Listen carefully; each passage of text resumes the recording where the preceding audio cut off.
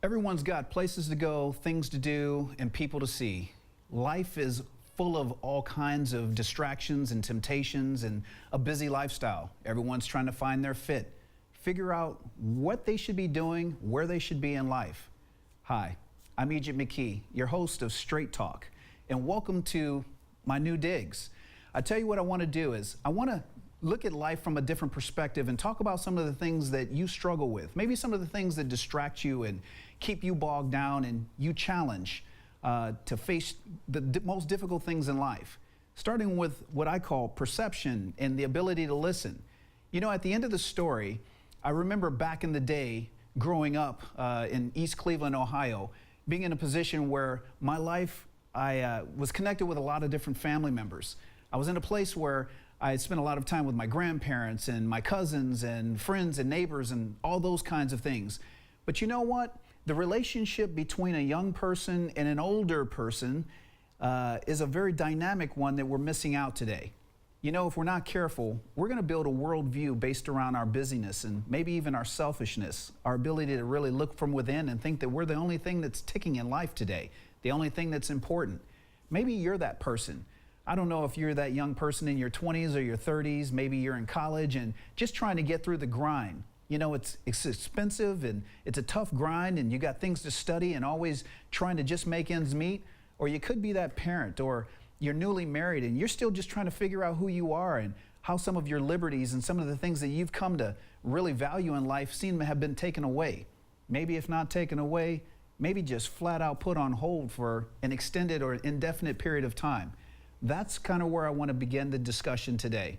It's this whole idea of going to the end of the story. Let me ask you a simple question.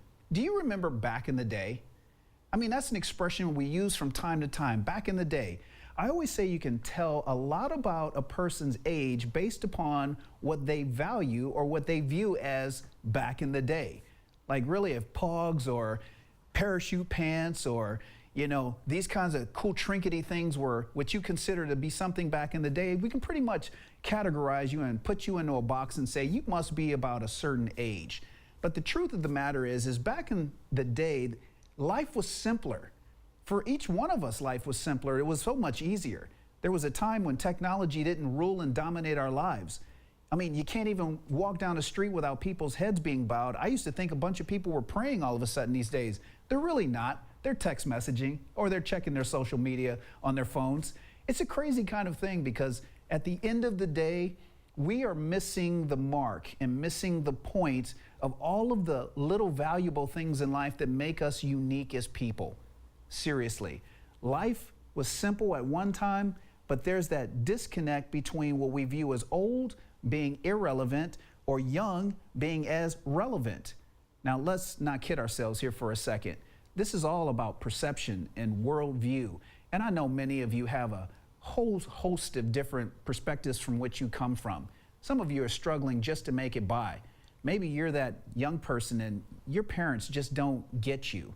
They don't hear you, they aren't listening to you, they don't value you, and if anything, maybe you find yourself in what I call World War III type nuclear arguments all the time over any and everything.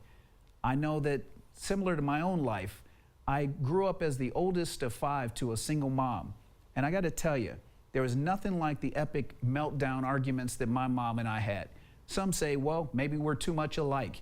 Maybe that's relevant on one standpoint. But the truth of the matter is that I just love to argue. And at the end of the day, I always wanted to be right.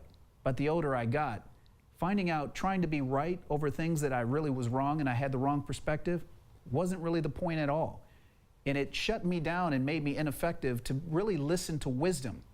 You know, if I were to ask you a question of the top 5 character traits in life, what would you say you would want your top 5 character traits in life to be? What would you like to be known as? What should your reputation be?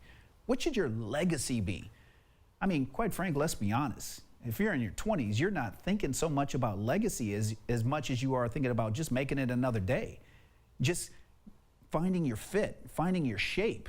And I'm not talking about your physical shape. I mean, all those things are good, to get to the gym and get some right nutrition in your body and be able to exercise and be able to have the stamina and energy to be able to endure the stresses of the day and work, overtime and do all those great things. I tell you, life is going to move on with or without you. But the reality is there is a disconnect when an older person, someone over, I don't know, 35, 40, 45 years old, which really isn't old at all. Let's just be honest about that. But when you're talking to a younger person, say in your 20s, and maybe you're a teenager, and you hear this person of authority, maybe this person with gray hair, speak to you, and they're not speaking to you, you may feel like you're being spoken down to or spoken at. You may say, man, are you talking about the difference between listening and hearing? Yeah, absolutely. I'm talking about those two important cogs. There's a difference between hearing someone and actually listening to someone. It's no different than having the remote in your hand and you're enjoying your show and someone says to you, they're asking you questions and you're still flipping through channels and you say something silly like, go on, I'm listening. Well, that's really not listening. I hear you. I hear what you're saying, but I'm not really listening to what you're saying. So to be able to adopt a new set of principles and a new worldview that dictates when I hear a person, I'm actually going to stop doing everything that I am doing, and I'm going to put those things down so that there are no more distractions in my life, and I'm going to face them up. You know what? The culture really demands that we really start feeding this selfish component within our lives and become focused on our dreams and our goals. Now, at the end of the day, the American dream was set up to life, liberty, and the pursuit of happiness. Not too sure who came up with that. And maybe on one hand, it seems like a noble gesture and a noble thing to do. But the reality is that that's been taken to the fullest extent. And now we have an entire nation, an entire globe of people who don't know whether they're coming or going because we're searching after and we're driving toward a moving target. Yeah, a moving target. One day we want to be famous and we want to be on a so-called reality television show so that we can sound like a wildebeest in front of our microphone and have some judges tell us that we're great. Or, on the other hand, we want to do something sensational out there on social media and we want to put together our little 10-second clip so that people can click our status and like us. Because if they like us, things must be okay with me. That must be my identity. Truth is, there's no end to that. There's no end to the madness. You can invest in every single one of those things that you possibly can, and you're not going to be any more fulfilled than you are today. You know what? I asked a young adult guy not long ago, and we had this really big discussion about what is it about older people and younger people that there's this chasm, this missing component.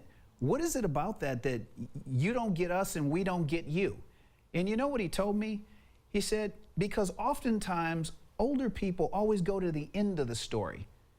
And for a moment there, I had to really sit there and absorb what he was saying. The end of the story. Isn't that very much like the business executive or the sales consultant that provides a proposal to his client, and what's the first thing they do? They take the proposal and they go to the back page. Now, why would they do something like that? You want to know why? It's because they want to know what is it going to cost them. That's where the price is embedded. That's where they have to invest their time and resources, and they could care about all the other fluff. They just go right to the back of the story. But the reality is that's how often we treat one another in our most interpersonal relationships. I mean, think about it. Husband, wife, brother, sister, mom, dad, dad, son, dad, daughter. You can go through a host of relationships and look at how we've basically made it a transaction bearing very little value. Now, what do I mean by that? I mean, because we're hearing, we're not listening. The older person has a perspective from the younger person that you want to go to the end of the story and immediately judge me. You want to tell me how wrong I am for thinking what I think, that my dreams and my goals and my hopes in life are invalid or stupid, maybe even pathetic. Maybe some of you have heard that before. I don't know about you, but I grew up in somewhat of a dysfunctional family. I'm still here. They even gave me a TV show, but that's how we roll. But the reality of the fact is, I came through that by a series of healthy choices, surrounding myself with healthy people who could encourage me and who could build me, but who could also challenge me. And then also taking ownership for what I am and what I am not. You'll hear me talk a lot about this in the future days, but I want you to kind of stay fixed into this component here. And then on the other side, I've got the younger person who here's the older person, and they're saying, you judge me immediately, so you invalidate who I am. And not only that, you then want to solve a problem, when in fact, I didn't have a problem that I was presenting that needed solving. Now that's really kind of interesting to me, because at the end of the day, you know, the older person is so into this work regimen. If I just work, and I work my 8 to 5, my 9 to 5, my 8 to 8, whatever your schedule is, but you're so focused on work, pay bills, come home, shower, eat, go to sleep, and let's repeat cycle, start from step one again. And that becomes the quality of your life. The sad thing is that's really no quality of life. The reality is this perpetual motor. You feel like a rat inside the wheel, just running and running as hard as you can, and you're just running on a performance treadmill. And in doing so, you begin to elevate yourself as the only person that's important in life altogether. When was the last time you walked into a grocery store and had more than just a hello, how are you doing with your checkout cashier? Maybe the newspaper delivery kid, or the person standing on the street corner selling cookies or lemonade. When have you had a real quality conversation with someone in just passing by relationship? You see, what ends up happening is we start building a worldview that is transactional, meaning that people have no value. People become the essence of nothing more than just a thing. Now really think about that for a second. You know, I don't see you, you see me, but the truth is we have a connection here because technology allows us to be able to have this time together right now. I have to wonder, what really matters to you? Where's the love? Where's the honesty?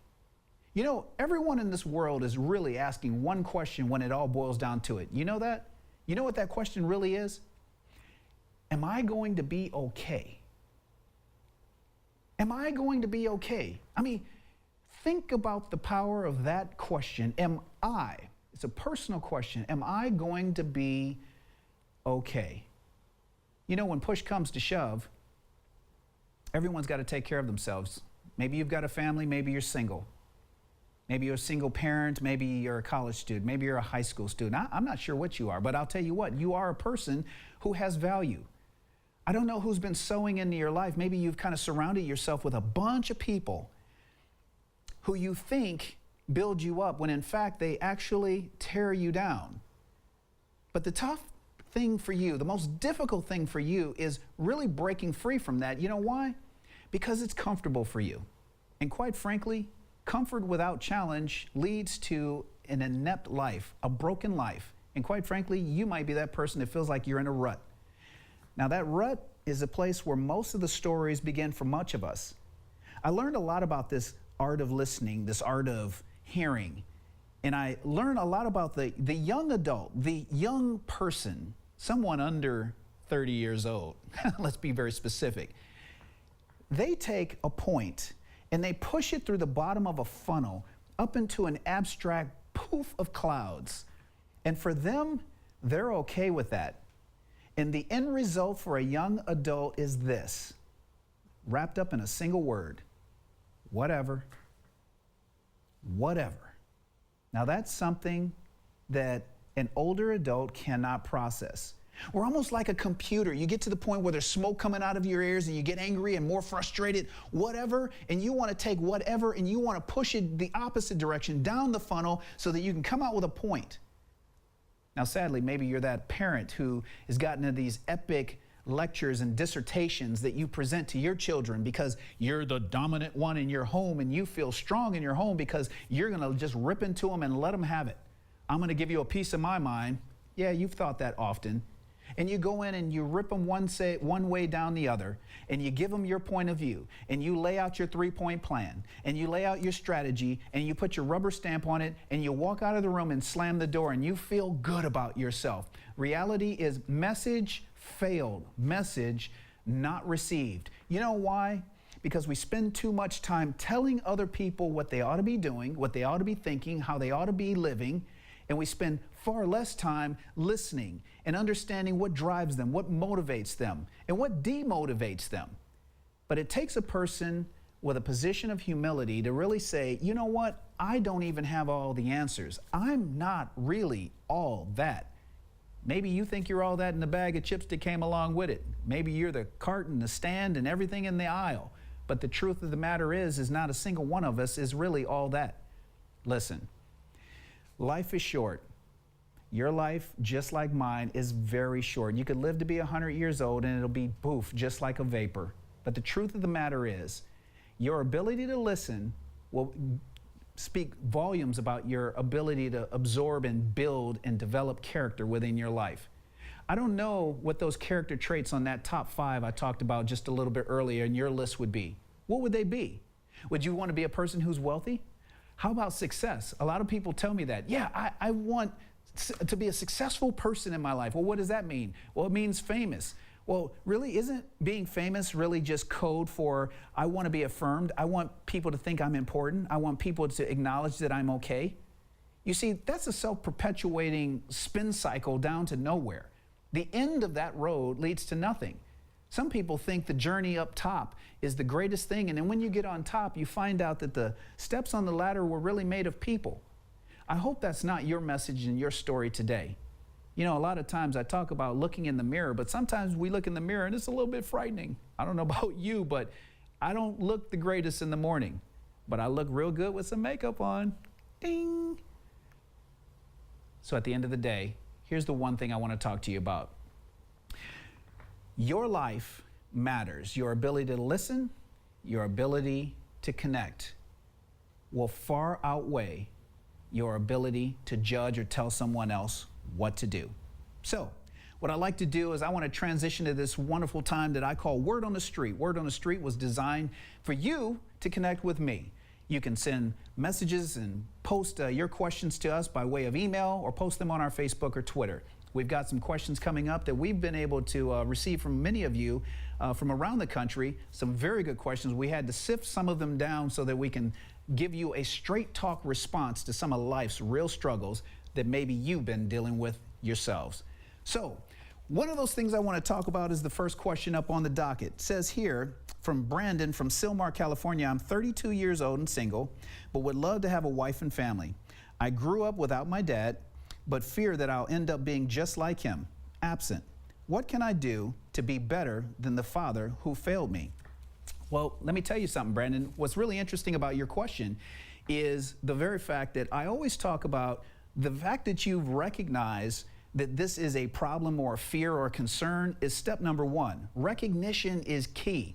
The very fact that you've even come to the place where you even determined that you fear becoming a replica of your absentee dad already gives you a heightened awareness and sense that you're going to actually be easier to develop those patterns and behaviors to not become that. But you know how you really put that in motion? One of the greatest things you can do is hang around healthy families. Hang around healthy people. Sickness breeds sickness. And dysfunction breeds dysfunction. So if you think you're kind of like what I call the missionary guy who can just go into the pit all by yourself and make things better, or fulfill your own prophecy, that self-fulfilling prophecy in I'm going to be a failure, I'm going to be a failure. Well, guess what? When you become a failure, you can always say your prophecy came true because you, in fact, carried it through to become a failure. So put yourself in a position where you can actually spend time with healthy families. And then another big thing that many people don't talk a whole lot about is that you can serve others. Here's what I love about the absentee dad. That is my personal testimony. So when you get to a place where you serve others as a mentor, maybe a big brother, and for some of you women, who maybe a big sister, go to your local YMCA, your churches. There are a lot of civic organizations and community organizations that allow you to serve others and pour into their lives. You will be the change in someone else's life, but you'll find that you won't be changing their lives as much as they'll be changing yours. Next question. We've got a next question here from Matt from Houston, Texas. He says, I've always given freely of my time and attention to others, but there are those in my family that take advantage of me by dominating my time with their constant whining and complaining. And I'm getting frustrated and burned out. How do I handle this? Wow. You know what, Matt? I think your story is probably more common with a lot of people. The truth is there are a lot of nice people. And in spite of what you see on the exterior, big guy, workout in workout rooms, I'm one of these nice guys and find it very difficult to say no. But I've had to learn over the years. And what that's called is establishing a boundary, establishing boundaries within your life. Now, what do boundaries do? A lot of people talk about boundaries, but let's just get the two core reasons why we would even need boundaries. Number one, to keep threats out. Number two, to keep safe what's already in a protective zone. So it's really a fence line. You can look at it that way, and that's a literal, deliberate measure that you need to establish. So your personal boundaries might be to say that I'm going to spend X amount of time with certain family members for a period of time, and then I've got to learn how to disconnect. When arguments and discussions begin to go into complaining or backbiting or gossip, I've got to deliberately disconnect. And maybe some of the things you could say is, I hear what you're saying, but I got some other things I need to take care of right now. Maybe you don't have other things to take care of right now. Maybe you might want to say, listen, have you ever considered ... You can actually fill in that blank with a specific suggestion that would help them get away from the complaining and the whining. You know, one of the things that are most important for us to do is not only think about beforehand how we would react in a certain situation, but how we can help build up the lives of others around us so that we're not just a sponge that just takes in others complaining, because you know you wear those complaints and those complaints become stress in your life because you feel somehow that you're the one who's responsible for carrying that burden. And third and final question comes to us from Nadine in Atlanta, Georgia. She says, I grew up in a seriously dysfunctional home. Both my mom and dad are a hot mess. I love them, but don't like them very much. And I feel like my life and dating relationships are a major disaster because of them. Is there hope for me? Oh, Nadine, there is absolutely hope for you. I got to tell you this. One of the things about dysfunctional families is we didn't pick them, but they picked us. Now, when you look at your specific family group, being your immediate family and then your extended family being grandparents and cousins and aunts and uncles and you know, friends of the family and that network, you didn't pick them. They were there before you. So as you were born into this family, you've actually had to learn how to find your fit. Now, one of the toughest things is being in that mess because you learn how to avoid conflict. Okay, so if you've got a mom and dad who are both a hot mess, the reality is I'm not sure what that really means. I don't know if they're alcoholics or drug addicts or angry or bitter or what kind of people they are, but I assume it may be some are or all of the above. But the truth of the matter is they are your mom and your dad. You know, one of the greatest rules in life would be for you to honor them. But honoring them does not mean that you endorse their behavior. It doesn't mean you affirm their addiction. It just means that you establish healthy boundaries and you remain sane to spend a certain amount of time with them where you can actually help them. But the moment that is compromised, you have to make a sane decision to disconnect from that, to leave, to back out. Now, that's solely on you. And a lot of that has to do with the people you spend your time around and the network of friends that you connect with to stay strong. You know, this idea of being somewhat of a Rambo encourager in life doesn't really work. Truth of the matter is every single person on the planet understands discouragement. We wake up to discouragement. Have you ever woken up in the morning, ready to start your day, you woke up angry? I mean, you're just angry. I mean, I know I have. And I've tried to place my mind on it. Was it a bad dream that I have? Did I have a nightmare? What's going on? Did I sleep wrong? Did I have a crick in my neck? Is my back sore? No, none of those things. I just woke up mad. Well, we all understand discouragement. I don't have to teach you that. I don't have to convince you of that fact. But encouragement, wow, is that a whole different story? That's a completely different aspect of looking at reality. So truth is, at the end of the day, there is hope for you. But your hope isn't found in what you can do. It's what's already been done for you that you need to leverage and tap into. So here we go. As we start wrapping up the show here, first of all, I want to thank you for giving me the opportunity to kind of present to you this simple idea around listening and hearing. Hey, I'll tell you what, a lot of times we look at a subject like this and we say, hey, that's not really important. I'll tell you how important it is. If you don't listen in life, you'll never be able to adopt and develop a behavior and a character within yourself that takes ownership for anything. You know, we have far too many people sitting around doing nothing in life, going nowhere in life, no desire to do anything in life. But there is hope for you. There is a purpose for you. Your desire to desire that purpose and go to the farthest extents to chase after truth is what's going to set you apart in this world. You know what? I got to say, this whole idea of perception and growth has been a life-changing experience for me. I'm hoping that you get to experience some of the things that have been really instrumental in changing my life through some of the mentors, the leaders, the community leaders, the pastors, the second and third dads in my life. They've changed my life. So here's what I'd like you to do. Stay connected with us. This is important to me because I don't just do this so that you have a venue to hear something that you haven't heard before, but I want you to connect with us. One of the easiest and best ways you can do that is join us on Facebook. Click like. Like our page. It's easy. Egypt Speaks. Facebook.com/Egypt Speaks. We're also out there on Twitter and YouTube as well. All the social media portals. Get out there, follow us, stay connected. One of the easiest things you can do is post your questions and ping back to us so that I know that you're actually tuning into the show and you're dialing into what we're doing, but you're also asking questions that I can present in future televised episodes as well. So at the end of the day, we're at this place where I want to deposit in you one thing that'll change your life and one thing that'll matter, and that is this. You matter. You matter to me, but you matter in life. You have a value. You're someone with a heart that needs to be affirmed. So at the end of the day, that's the message. It's straight talk. I am Egypt McKee, your host. We're sitting here on the set. I want you to come back. Join us again in the future. Stay tuned. We'll see you next time.